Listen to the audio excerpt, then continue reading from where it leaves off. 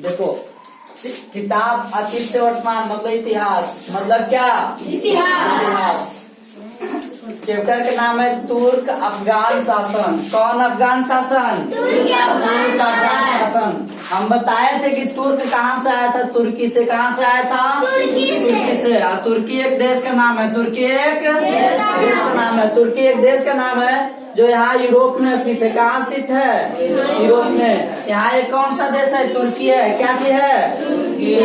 यहाँ ये तुर्की है और यहाँ के लोग आए थे और सबसे पहले भारत में दिल्ली के पास बसे थे। भारत में किसके पास? दिल्ली के पास। भारत दिल्ली दिखाए थे। दिल्ली किसके बॉर्डर पर स्थित है? उत्तर प्रदेश और हरियाणा। उत्तर प्रदेश और हरियाणा। तो यहाँ दिल्ली है। क्या है? दिल्ली है। दिल्ली किसके बॉर्डर पर स्थित है? उत्तर प्रदेश और हरियाणा। उत्तर प्रदेश और हरियाणा। तो उसी के बारे में हम जानकारी लेंगे।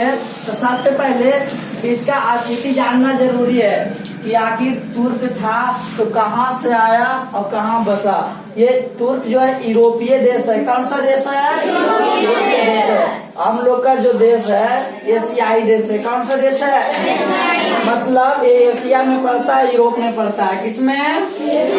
यूरोप में। तो यहाँ से तुर्की वाले लोग भारत आए। कहाँ है? भारत आए जब मोहम्मद गौरी की मृत्यु कब हुई? 1206 मोहम्मद गौरी की मृत्यु कब हुई? 1206 में। तो सबसे पहले मोहम्मद गौरी ने 1206 ईस्वी के पहले लगभग 12वीं शताब्दी के आसपास यहाँ भारत पर आए और उन्होंने एक गुलाम शासक रखा। उसका नाम था कुतुबुद्दीन ऐबक। क्या नाम था? ऐबक। उन्हीं के सहारे, उस सेनानायक के सहारे ने भारत पर विजय प्राप्त किया और धीरे धीरे भारत में अपनी स्थिति को विस्तार किया। तो उसके बारे में जानकारी लेना है। तो दिल्ली सल्तनत के प्रशासनिक व्यवस्था में कौन सी व्यवस्था में? प्रशासनिक व्यवस्था में। कौन सी व्यवस्था में? प्रशासनिक व्यवस्था के अंतर्गत अक्तादारी व्यवस्था पर प्रकाश डाले। कौन सा व्यवस्था? अक्तादारी।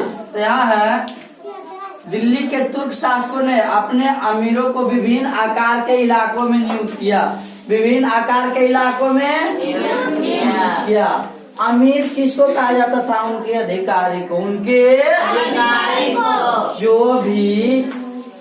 जो भी उनके अधिकारी होते थे उनको क्या कहा जाता था?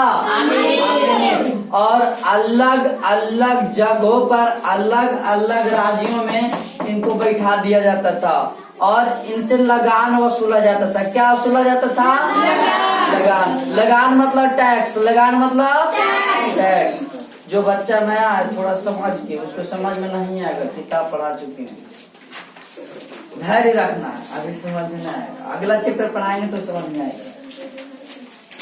इलाकों में नियुक्त किया। इन इलाकों से अक्ता का, इन इलाकों को क्या कहा जाता था? अपना क्षेत्र, अपना इलाका को क्या कहा जाता था?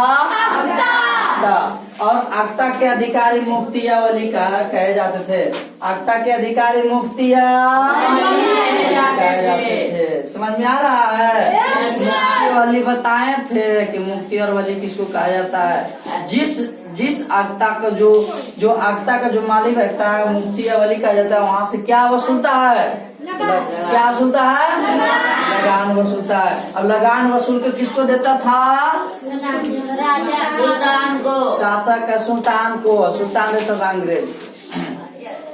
सल्तनत काल में लगान व्यवस्था का वर्णन करे और यह बतावे कि किसानों के जीवन पर इसका क्या प्रभाव पड़ा। तो सल्तनत काल में लगान व्यवस्था का अपना तरीका था। लगान व्यवस्था का अपना तरीका था। जो लगान वसूलने का जो काम करता था अपने मनमानी ढंग से वसूलता था। जितना मन होता था उतना वसूलता था। जिसका बुरा प्रभाव किस पर पड़ा? किसानों पर। किस पर? किसानों पर। गांव के बड़े और धनी किसान लगान वसूला करते थे। गांव के जो सबसे बड़े लोग होते थे और धनी किसान, कौन किसान? धनी किसान होते थे, वो सब गरीब किसान से लगान लेते थे। क्या करते थे? लगान लेते थे। और लगान लेकर के शासक को देते थे। किसको देते थे? शासक को देते थे, सुल्तान को देते थे। लगान को खराज भी कहा जाता था। लगान को क्या कहा जाता था? खराज भी कहा जाता था। कोई पूछ देंगे कि लगान को सल्तनत काल में क्या कहा जाता था? खराज। तथा बड़े किसान छोटे किसान को दबाते भी थे। बड़ा जो किसान था छोटे किसान को क्या करता था? दबाते थे। इसलिए अलाउद्दीन खिलजी ने बड़े किसानों को हटाकर लगान वसूलने का अधिकार अपने अधिकारी को दे दिया। किसको दे दिया? अपने अधिकारी को। और उनके अधिकारी को क्या कहा जाता था? अब आगे देखो, दिल्ली सल्तनत के दिल्ली के सुल्तानों की प्रशासनिक व्यवस्था में कार्यरत अधिकारियों की सूची बनाए। जो अधिकारी था उसका सूची बनाना है और वो क्या क्या काम करते थे और क्या क्या। जैसे अधिकारी था, अधिकारी का नाम इधर, अब काम का नाम देखो सूबेदार। पहला अधिकारी कौन? सूबेदार। इस सूबे का मुख्य अधिकारी होता था। सूबे का मुख्य अधिकारी। अब सूबे बात समझ में नहीं आ रहा होगा। सूबे तो पहली बार सुन। सूबे मतलब समझ में आता है? सूबे मतलब क्षेत्र। सूबे मतलब क्षेत्र। एक इलाका जहाँ का मुख्य अधिकारी कौन होता था? सूबेदार। जिस प्रकार से अभी थाना होता है, जिस प्रकार से अभी जिला होता है, जिस प्रकार से अभी राज्य होता है, उसी प्रकार से पहले सूबा में बटा हुआ था। क्या चीज में बटा हुआ था? सूबे में। और वही सूबे का जो मेन अधिकारी होता था उसको सूबेदार क्या कहा जाता था? सेनापति। सेना पर नियंत्रण रखना। पहले पुलिस रहता था कि नहीं? रहता था।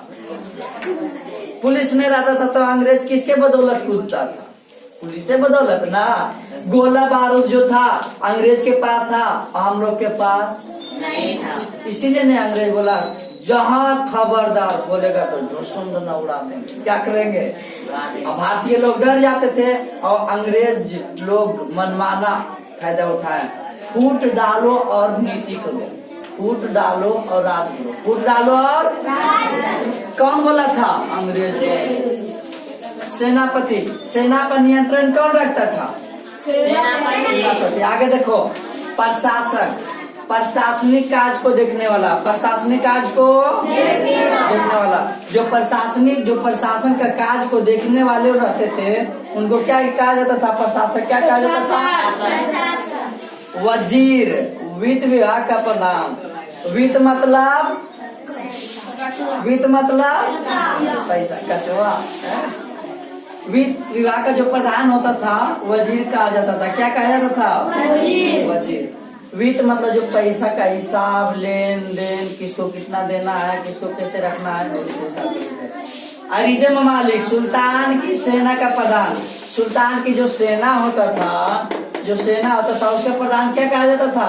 अरीजे ममालिक। राज परिवार की देख रेख करना। वकील दर और मुक्तिया व लियक्ता में शांति व्यवस्था बनाया जाना। आमिल। वसूले गए राजस्व का हिसाब रखना। जो टैक्स वसूला जाता था उसका जो हिसाब रखता था उसको क्या कहा जाता था? आमिल। क्या कहा जाता था?